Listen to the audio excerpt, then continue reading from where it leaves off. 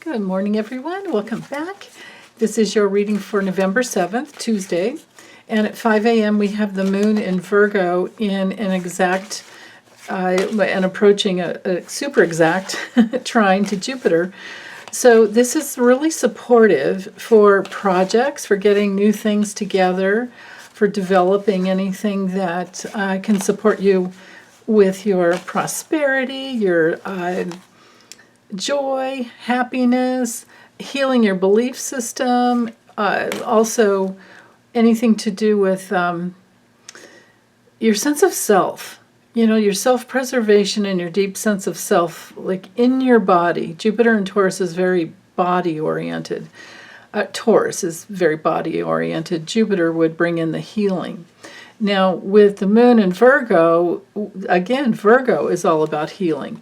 Virgo is all about getting those fine details where you can create order. Order out of what seems to be chaos. And there is, divine order. We're always trying to get to that, right? So, and there could be some major breakthroughs with this stellium over here in Scorpio. There's a lot of energy to get inside the deeper, like what is really going on that's causing any conflicts or contradictions in your life, and going deeper to change it up, transform it. They're both fixed signs, though, Taurus and Scorpio. But if you're going deep to look for the truth, Jupiter is supportive there, and we have that opposition to the sun, so there's a possibility for a breakthrough. After you look between both sides, the oppositions require us to look at both sides of things, and then from there things usually will work its way out as long as we're open.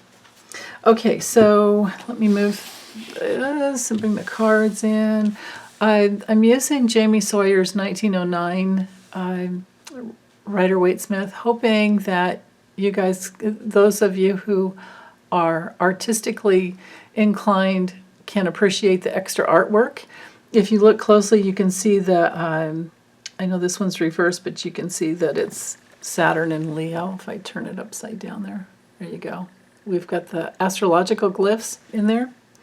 And, the faces are all very telling. Things are a little different in this deck, I would say the artwork has much more detail. And of course we have the moon in Libra there with the Two of Swords. Scorpio represents our death rebirth card. So I think this is good for learning, and it's also good for the artwork. But I'll still, I'll bring through the other decks as the moment strikes me. But please know, anyone out there that's worried about not learning the right way, I only use decks that have artwork and imagery that are in alignment with the Rider-Waite-Smith version. And you can pick up extra things sometimes with that extra artwork, but they're fun. It's fun, but there's something about seeing these cards, and maybe you'll remember them throughout the day because these images are universal. They're out there, right? They're out there in the universe, floating around, and we can pick up what's coming through, through the ethers. Okay, so Death Rebirth card is all about big changes. It's about transitions. It's not a scary card. It's not a bad card at all. It's just about change. And so this definitely goes with, Uranus and Taurus, with that opposition to that Scorpio stellium. Of course, this card is ruled by Scorpio. You can see the little glyph right up here. And it looks to me like the overall message here with these three cards, and I'll give you the clear message and then break it down. But it looks like the overall message has to do with letting go of struggle. The big change and transition comes as we can let go of our struggles and trust our feelings. Don't be in denial. Trust what's coming through your emotional body and what's trying to clear and what you need to open to.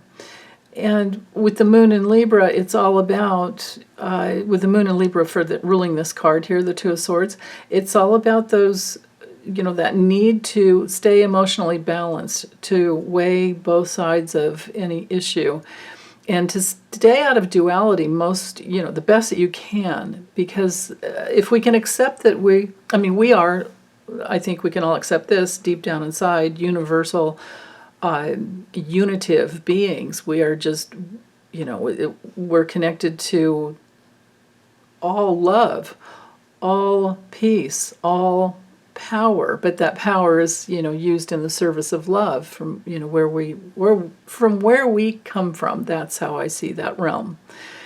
And here we are in planet Earth. It's a planet of duality.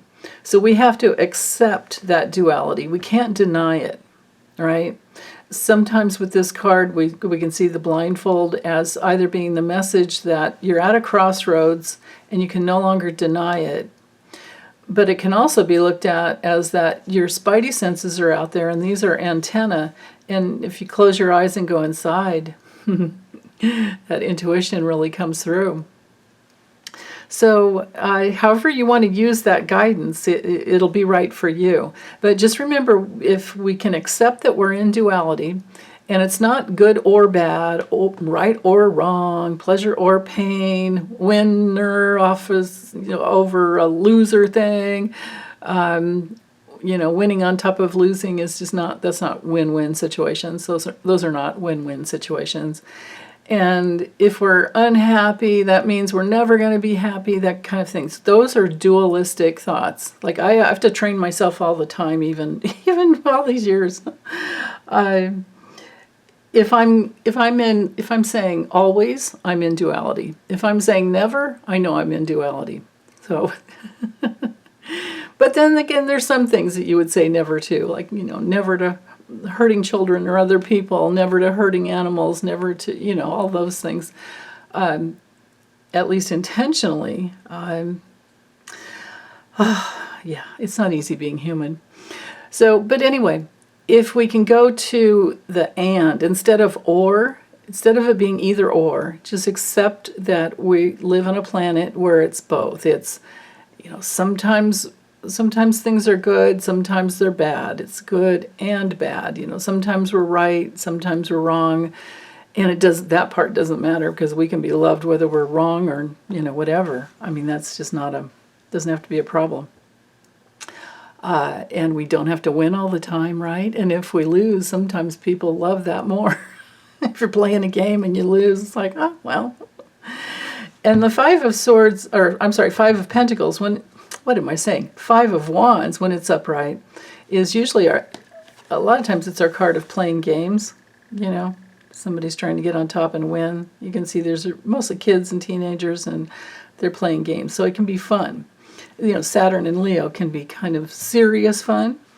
But when it's reversed, it's about letting go of the struggle. It's about compromising. It is our card for, like I was saying before, games. It can be games, but most of all, it can be avoiding conflicts. There can still be some type of, competition when things are upright. But when it's reversed, we're tending to want to have, things be a little more copacetic, I guess is the right word. More teamwork. There can be some major solution that comes through by trusting your instincts, trusting your feelings, and allowing yourself to just let go of the old and open to the new. So that's the simple message, I think, for today. Okay, but you guys let me know what you get from the cards. Everyone has their own intuition, and sometimes you'll pick up on fine little details that are, within the people. So, okay. Thanks, you guys. Have a wonderful day. Bye.